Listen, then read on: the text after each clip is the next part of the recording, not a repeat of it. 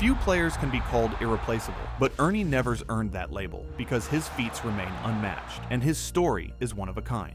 40 points by one player in one game. On Thanksgiving Day in 1929, Ernie Nevers ran through and over the Chicago Bears for 6 touchdowns and 4 extra point kicks. No one has ever scored more points in a National Football League game. That record still stands. Yet, the road to that day started far from the bright lights of Wrigley Field. It began on a farm and wound through high school gyms, college stadiums, and even a baseball diamond. This is the full story of a man who could do everything with a ball in his hands. Nevers' story does not begin on a football field.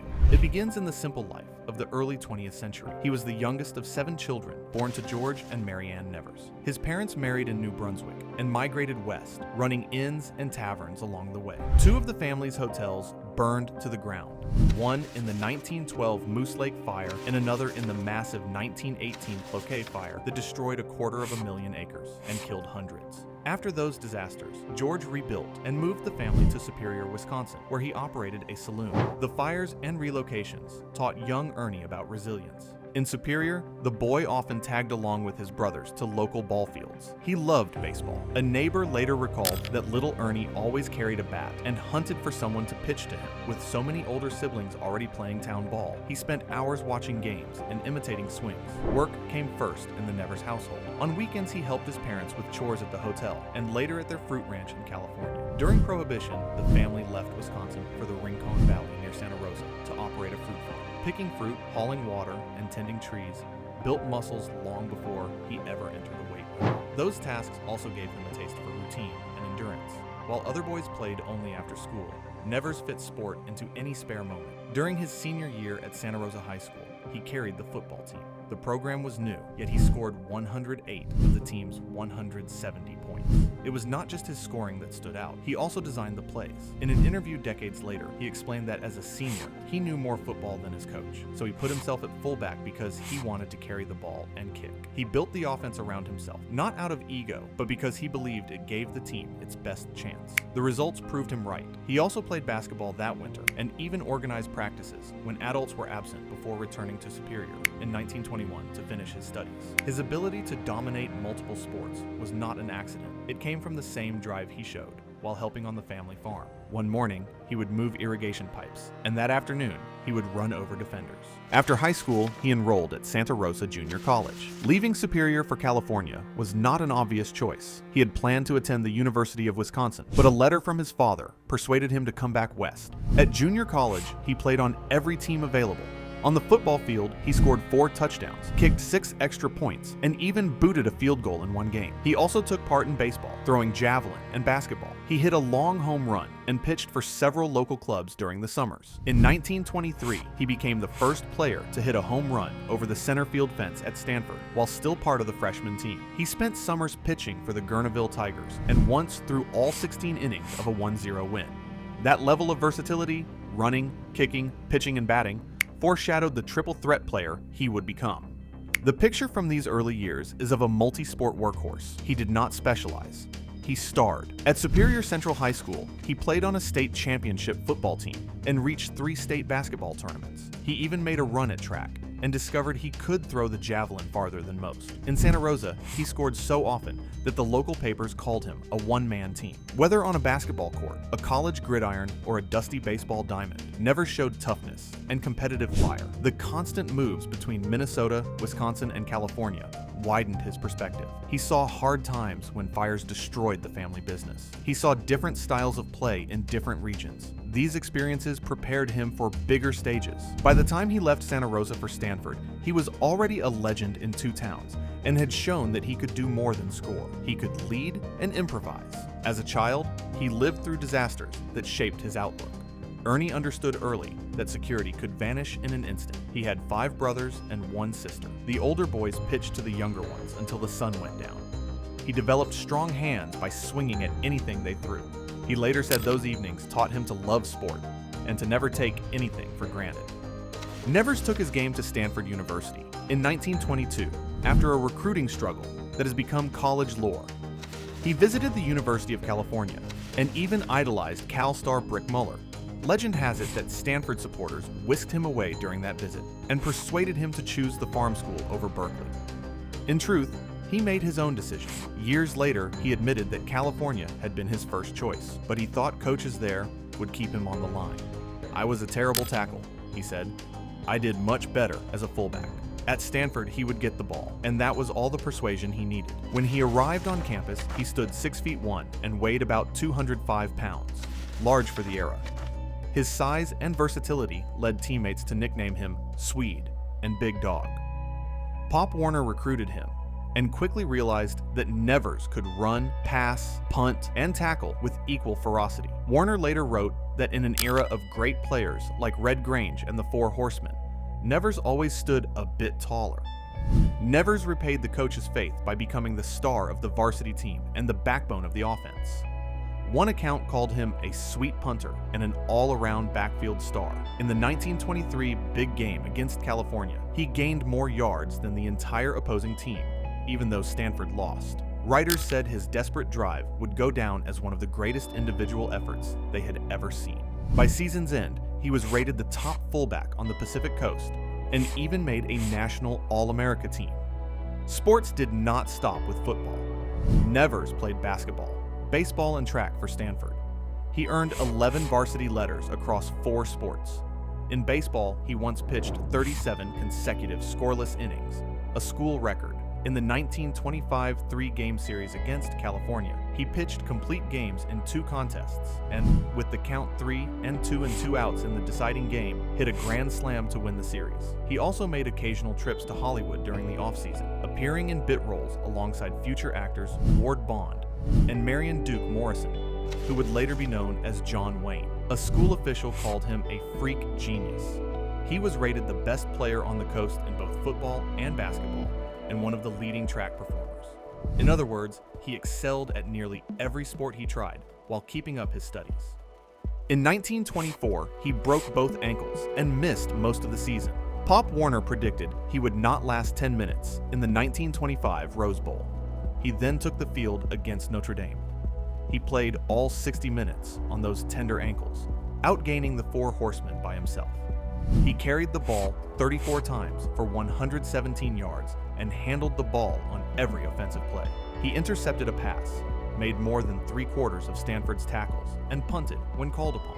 The Irish returned 2 of his passes for touchdowns, but his performance still drew admiration from coach Knut Rockne, who said Nevers could do everything. He ran the ends, tore the line, and forward passed. He was named the player of the game for that Rose Bowl. Coach Glenn Pop Warner called him the football player without fault and said he deserved comparison with Jim Thorpe. By the time he left Stanford in 1925, he had turned a promising athletic career into a legend. Even while juggling football, he remained a serious baseball player. At Stanford, he threw multiple complete games and hit long drives. In one series against California, he pitched 2 victories and hit a grand slam on a full count with 2 outs to win the final game. Professional scouts noticed his power and stamina. In the majors, he nearly pitched a shutout against the Philadelphia Athletics and beat Detroit with 8 hits allowed. When he faced the Yankees, he loaded the bases and then retired Lou Gehrig to end the threat. He later held Babe Ruth and Murderer's Row scoreless for 6 innings after surrendering a 2-run homer. Despite those highlights, the Browns' restrictions and his longing for the gridiron led him to slip away before dawn to join the Eskimos. It was another example of his independence. After his triumphs at Stanford, Nevers did not stick to one sport. Within weeks of leaving college, he had signed professional contracts in 3 different games. He first agreed to play barnstorming basketball for the Milwaukee Swenson Fords. In January 1926, Milwaukee beat a Chicago club at home, lost a return game in Chicago, and then defeated the New York Nationals. Between those games, he returned to Superior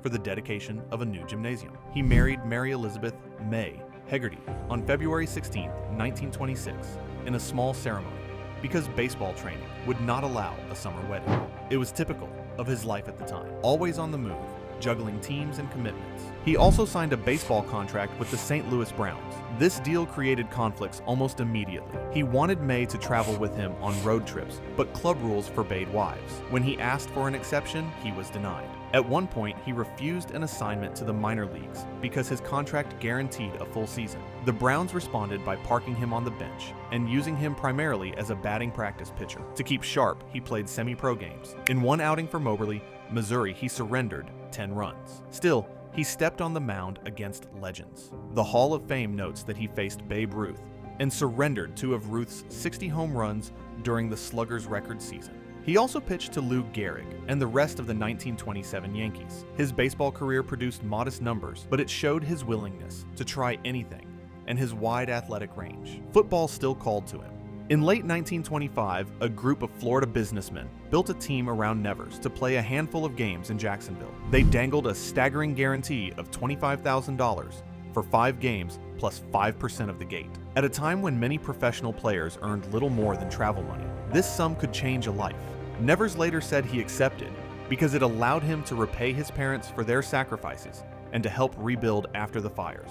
The contract also included a clause that allowed him to keep playing baseball. The Jacksonville club assembled for training at St. Petersburg. Their trainer, Jerry Maguire, a 52-year-old ex-Marine, imposed strict discipline. No smoking, no drinking, early morning runs, and cold showers to toughen bodies. Some players balked, but Nevers embraced the regimen. He ran on the beach at dawn, boxed in the afternoon, and studied plays in the evening. "I'll do whatever I have to do to get into shape," he told reporters, emphasizing that he owed the backers a show. The All-Stars had little time to learn each other's names before facing Red Grange's Chicago Bears on January 2nd, 1926. As he took the field, he still had ink on his hand from signing the baseball contract. Such was the blur of his winter. The Jacksonville experiment fizzled. Backers expected crowds of 10,000, but only about 6,500 fans came to the first game. Yet Nevers showed why investors wanted him. He rushed for 46 yards, completed 8 of 16 passes, and punted 6 times for a 54-yard average. He also lined up at linebacker and made several tackles. During the second contest, Nevers took a hard hit and injured his back. A few days later, the All-Stars disbanded, and he returned home to heal. The brief Florida adventure taught him that reputation alone could not sustain a professional team. With spring approaching, he turned his attention back to baseball and to preparing for his next football challenge. That fall, he returned to football with the Duluth Eskimos of the National Football League. The Eskimos were true nomads. Owner Ola Haugsrud knew that Eastern teams would not travel to chilly Duluth, so he took his team on the road. They booked 29 games over 117 days. 27 of those games were away from home. At one point, they played 5 games in 8 days. The roster had only 16 men. To secure Nevers, Haugsrud matched a lucrative offer from a rival league. The NFL credited that signing with helping to preserve the league. Nevers received a base salary of $15,000 plus a share of the gate, and by season's end, he earned over $50,000, while some teammates earned $75 per game. Life on the road was exhausting and often comical. Before the season, they held their first out-of-town training camp in Two Harbors, Minnesota, where players slept in an old YMCA and practiced on a rocky field near Lake Superior. During games, Nevers and fellow star John McNally, nicknamed Blood, sometimes collected gate receipts themselves. They feared promoters might skip town with the cash, so they stuffed bills into their belts and boots while still wearing uniforms. After games, the players would rinse off in 2 quick showers. In one town, they wagered that Blood's German Shepherd could beat a local dog in a race. The players won the bet and then beat Racine 21-0, with Nevers throwing 3 touchdown passes to Nevers played almost every minute of every game. He missed only 27 minutes of action all season, and that was because doctors suspected appendicitis. Even then, he could not stay on the bench. He inserted himself late in the game, threw a 62-yard touchdown pass, and kicked the extra point to give the Eskimos a 7-6 win. According to the Hall of Fame, he played all but 29 of a possible 1,740 minutes that season. Teammates and opponents marveled at his endurance. He once said they went 60 minutes every Sunday and traveled from Maine to Texas and back. The Eskimos finished with a respectable record, and Nevers became a national attraction. His willingness to play anywhere and do everything made him the triple threat of his era. By the end of 1927, Nevers had built a resume that spanned baseball, basketball, and football. He had faced the best hitters in baseball, led a short-lived Florida team, and carried a traveling NFL squad on his shoulders. Those adventures set the stage for his return to the league with the Chicago Cardinals, where his most famous game awaited. Nevers' whirlwind early career caught up with him in 1928. Years of running, passing, and kicking took a toll, and a back injury kept him off the field. He sat out the entire season and returned to Stanford as an assistant coach under Pop Warner. For a man who was used to playing every minute, stepping aside was not easy. He needed the rest, and he found satisfaction in teaching younger players. The year away was more than convalescence. It was a reset. Nevers threw himself into coaching, helping Warner install plays and showing younger backs how to run, punt, and pass. He woke early, taped ankles, ran drills, and then spent evenings drawing up formation. He also put his engineering degree to work on the family fruit ranch in Santa Rosa. For the first time since childhood, he stayed in one place for months at a time and felt his back strengthen.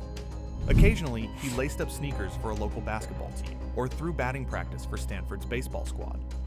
The time on the sideline reminded him how much he loved playing, but it also gave him patience and perspective. He told friends that missing a season might extend his career. The break did not last. In 1929, he signed with the Chicago Cardinals of the National Football League as a player coach. It was his first time back in the league since the Eskimo Tour. Early that November, he played in the league's first night game at Kinsley Park in Providence. Floodlights hung high above the grass, and the ball was painted white so fans could follow it. Nevers scored all the points for Chicago, running for a touchdown, throwing for another, and kicking a field goal.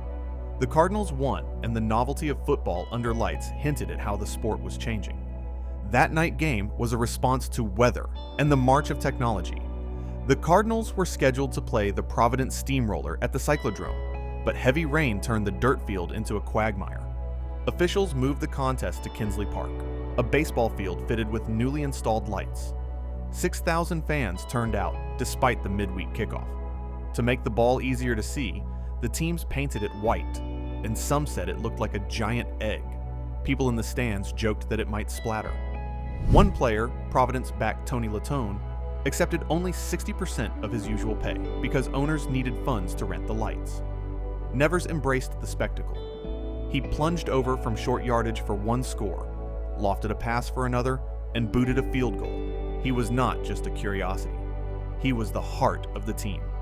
The Hall of Fame notes that after sitting out 1928, he returned as a do-everything man for the Cardinals, and even took on the role of playing coach in 1930 and 1931.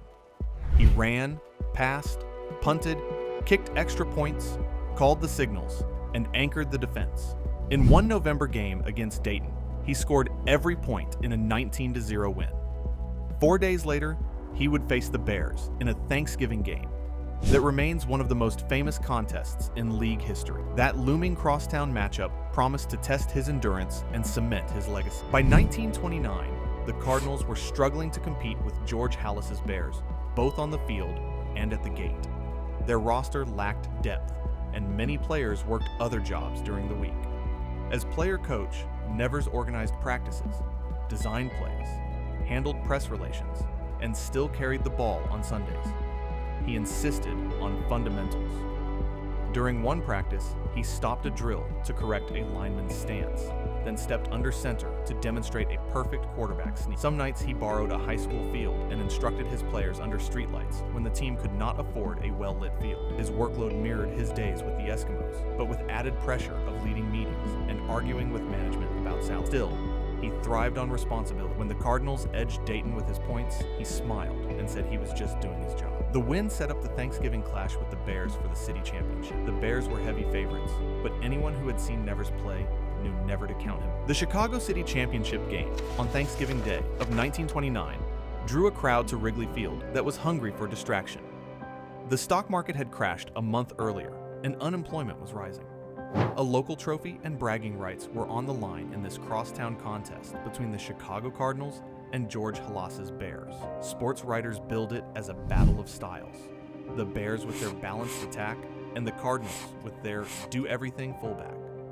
Fans expected a hard fight. What happened instead was a one-man show.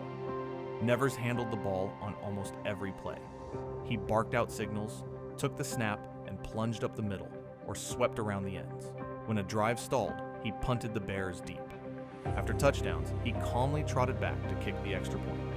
On defense, he lined up at linebacker and crashed into ball carriers. He did not leave the field. On the opening drive, he plunged through the line for a short touchdown, capping a march that he had directed with runs and quick passes. A few minutes later, he did it again. Early in the second period, he crossed the goal again and booted the extra point. He followed his blockers through a hole and dove over the pile, the white ball disappearing beneath a pile of leather helmets.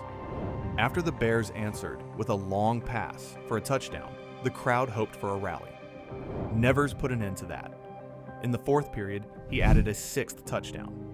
Each time he lined up and calmly kicked the extra point, making 4 of his 6 conversions. When the final whistle blew, the scoreboard read, Cardinals 40, Bears 6. Every point came from the same player. Reporters wrote that he seemed to be in every huddle and every tackle. One called him a whole backfield in one pair of shoes. Wrigley Field's brick walls echoed with cheers as he smashed through the Bears' defense. Nevers carried the ball more than 30 times and gained over 150 yards. Bears coach George Halas said afterward that his team could not stop Nevers because he always seemed to get up and run again. The scoreboard operator eventually stopped recording individual scores because one name filled every slot. Young fans counted the points on their fingers and realized the magnitude of what they were witnessing. The numbers from that afternoon are still eye-catching.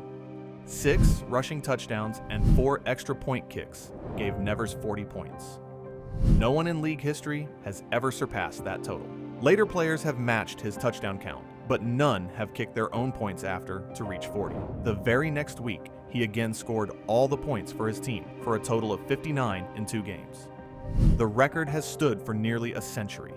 Nevers' achievement was not just about numbers. It showed his stamina and his skill.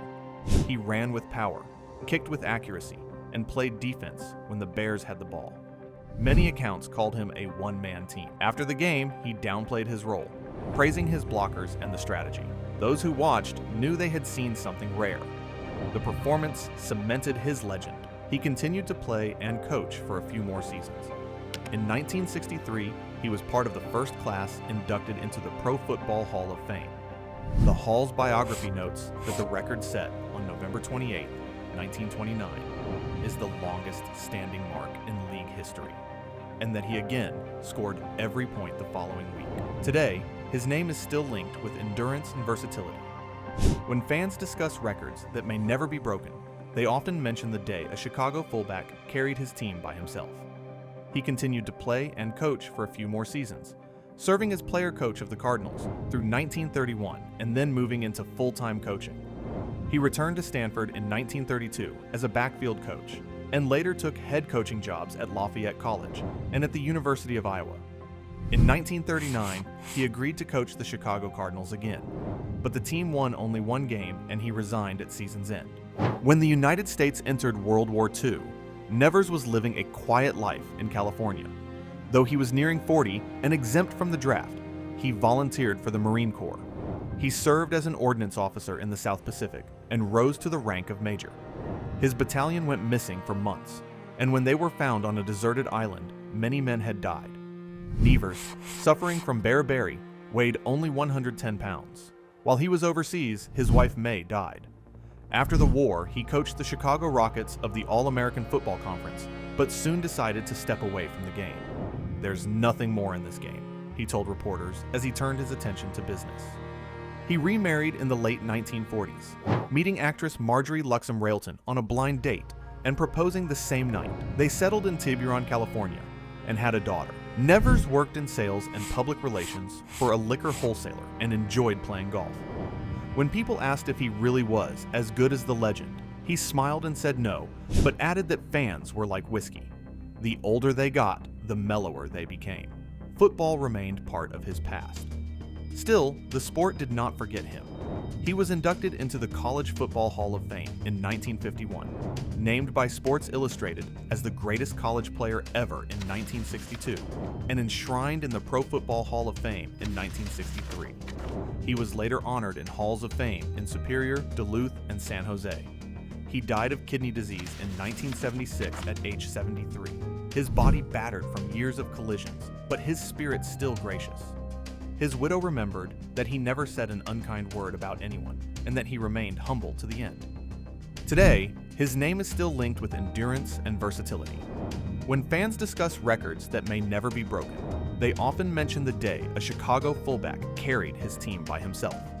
From a farm boy carrying water buckets to a man scoring 40 points in a single game, his journey shows what dedication can accomplish. Ernie Nevers left the game with records that may never be broken. Modern football players specialize, and no one now runs, throws, punts, and kicks the way he did. Yet fans still remember the day he single-handedly beat the Chicago Bears. They recall his courage in the Rose Bowl and his dedication to team and country. He carried his team across the country with the Duluth Eskimos and later volunteered for service during World War II.